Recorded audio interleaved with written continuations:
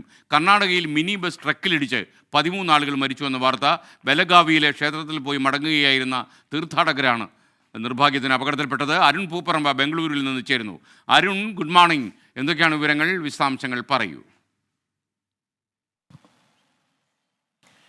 എസ്കെൻ, പുലർച്ചെ 4:30ഓടെയാണ് ഈ ദാരുണമായിട്ടുള്ള അപകടം ഉണ്ടായത്. കർണാടക ഹാവേരി ജില്ലയിലെ ബ്യാഡാഗിയിലാണ് ഈ അപകടം ഉണ്ടായിട്ടുള്ളത്. എസ്കെൻ സൂചിപ്പിച്ചതുപോലെ തന്നെ നിർത്തിയിട്ടിരുന്ന ആ ട്രക്കിന് പിന്നിലാണ് ഈ മിനി ബസ് പോയി ഇടിച്ചത്. അങ്ങനെയാണ് ഈ അപകടം ഉണ്ടായത്. ബലഗാവിയിലെ ക്ഷേത്ര ദർശനം കഴിഞ്ഞ് പോയ കർണാടകയിലെ ഇമ്മിഹട്ടി സ്വദേശികൾ സഞ്ചരിച്ച മിനി ബസ്സാണ് ഈ ട്രക്കിലിടിച്ച് ഈ ദാരുണമായ വലിയ അപകടം ഉണ്ടായിട്ടുള്ളത്. 13 പേരുടെ മരണം സ്ഥിരീകരിച്ചിട്ടുണ്ട്. അതിൽ 10 പേരുടെ മരണം തൽക്ഷണം തന്നെ സ്ഥിരീകരിച്ചു. 3 പേരെ ആശുപത്രിയിലേക്ക് മാറ്റുന്നതിനിടെയാണ് മരിച്ചത്.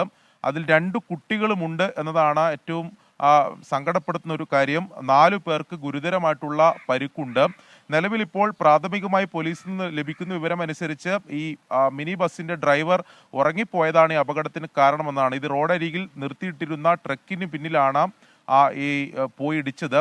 ഈ തീർത്ഥാടകരെല്ലാം ഉറക്കത്തിലായിരുന്നു. അതാണ് ഈ അപകടത്തിന്റെ വ്യാപ്തി ഇത്രത്തോളം വർദ്ധിച്ചത്. ഇപ്പോൾ 13 പേരുടെ മരണം എന്തായാലും സ്ഥിരീകരിച്ചിട്ടുണ്ട്. 4 പേരുടെ നില ഗുരുതരമാണ്. എന്തായാലും അവിടെ വലിയൊരു അപകടമാണ്. ഇതൊരു ദേശീയപാത കൂടിയാണ്. വലിയ അപകടമാണ് ഇന്ന് പുലർച്ചെ ഉണ്ടായിട്ടുള്ളത്. എസ്കെ,